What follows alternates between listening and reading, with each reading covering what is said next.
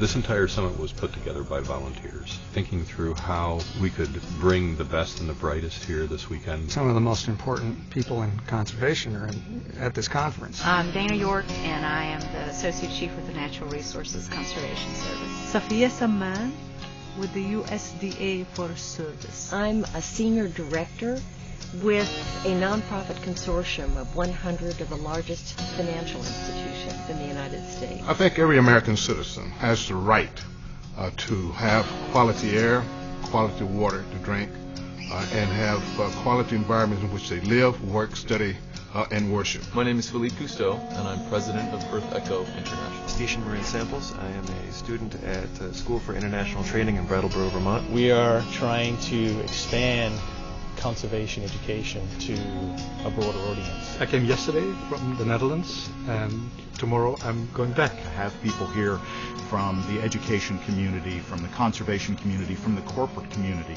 talking about how do we work together. Dr. Jill Mellon, I'm the Education and Science Director for Disney's Animal Program. I am Cabinet Secretary for Energy, Minerals, and Natural Resources from Governor Bill Richardson in New Mexico. Lynn Scarlett, and I am Assistant Secretary of Policy, Management, and Budget at Department of the Interior. Today at this National Conservation and Learning Summit, we're trying to figure out what we can do together to foster a new shared commitment to keeping the world healthy. There's hope, and that there's a lot we can do. Start to pull resources from multiple levels. How do we help young people view the preservation of our planet as being probably the ultimate challenge that they will face in their lifetimes? I just don't think it's about the Grand Canyon. I think it's about what's happening in inner city Baltimore.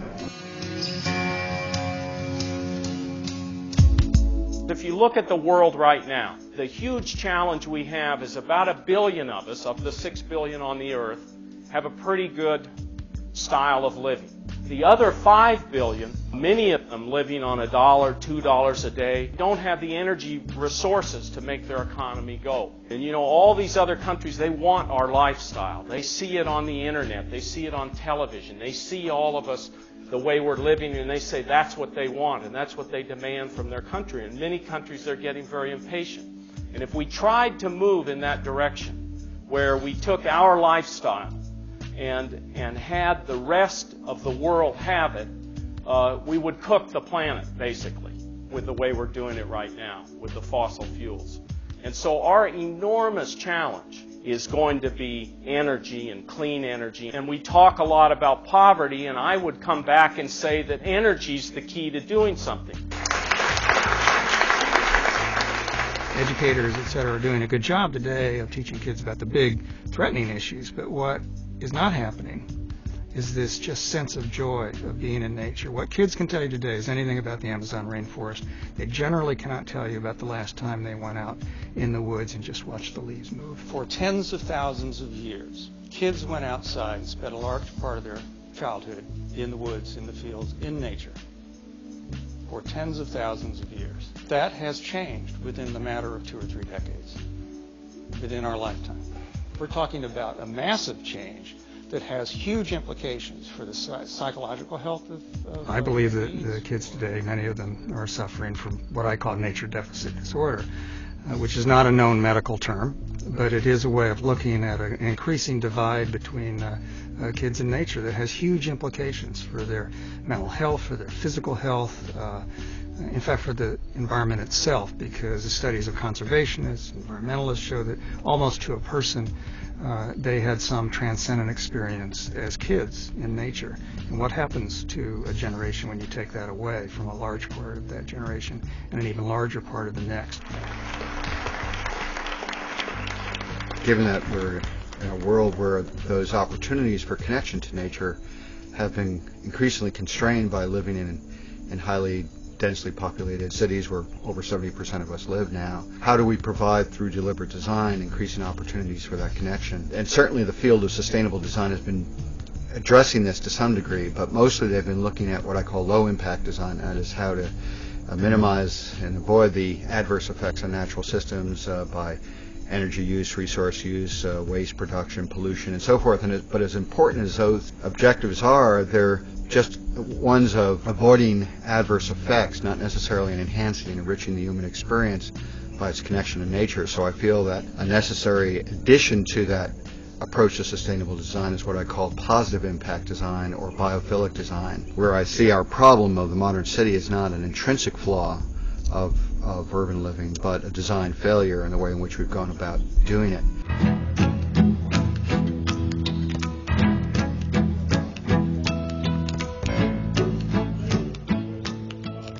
We broke into small groups and worked to try to answer two questions. How do we grow the next generations of natural resource managers?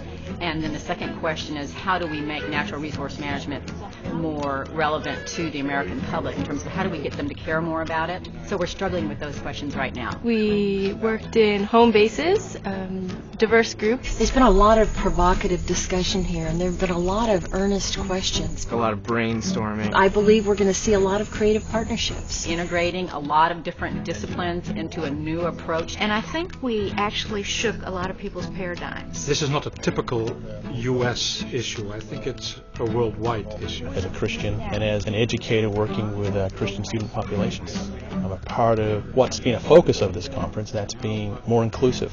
Out of this conference, people have connected that would not have connected before. I think that there is something new within the Christian church community that is more open to caring for nature. We're at the center of Homeland Security. We help maintain the resources on the ground so people can produce food and fiber sustainably at an economic price that people can afford food in America. And that's what Homeland Security is being able to do that in a sustainable environment. There is a lack of role models and heroes in society today with respect to social and environmental issues. We work a lot in media, and we're working with different organizations in radio and documentary and film. How do we use some of those platforms to provide opportunities for young people to become heroes in the celebrity-driven culture that we live in, and role models for other young people to grow up and say, I want to do that when I grow up. You know, my passion is connecting people with nature. I don't think environmentalism or those kind of things are dead at all, as some journalists would like to claim. I think they're deep within people, and I think people across the country have an insight to those things and have a personal gut feeling that those things are important. Paul Brandwein referred to it as helping to assure a sanative environment, one that's healthful and healing. Trying to figure out how we reconnect to each other as people in society, and how we reconnect to that natural system that supports us. That seems to be a compelling focus, how to connect urban kids with nature and natural systems. I've been spending a lot of time talking to college students and high school students. And what turns them off immediately is when you go in and you talk to them about the hole in the ozone and all those things they don't feel they can do much about. What really turns them on is when you start talking to them about green roofs and building new kinds of cities and having access to nature in ways that we haven't even imagined yet, of really building a new world.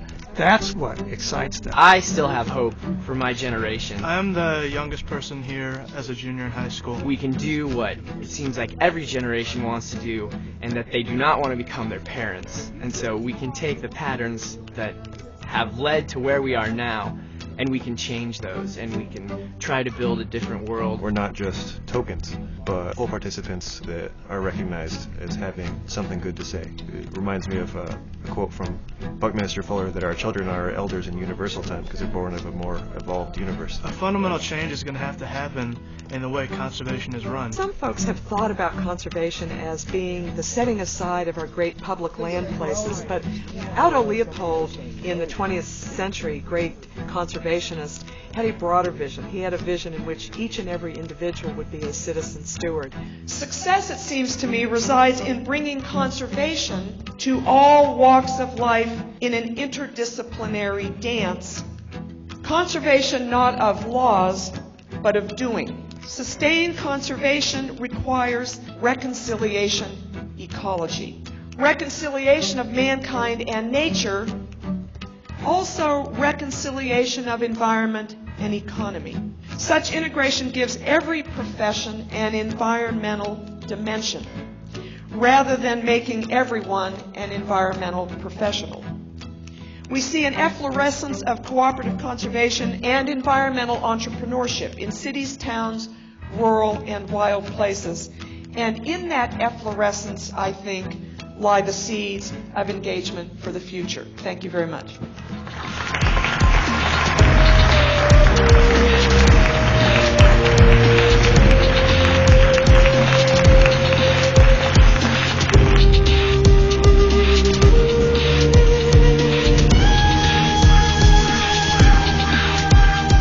Today's the day of action. We're going to figure out how we're going to solve these problems.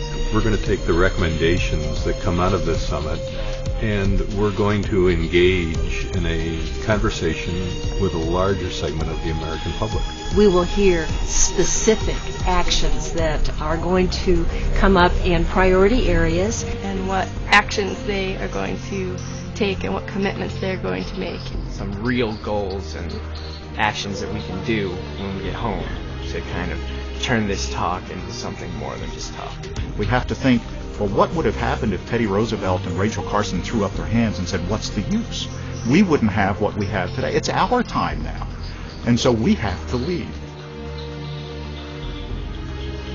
This room was pulled together for a very specific purpose. And I'm going to do this within the next 4 months.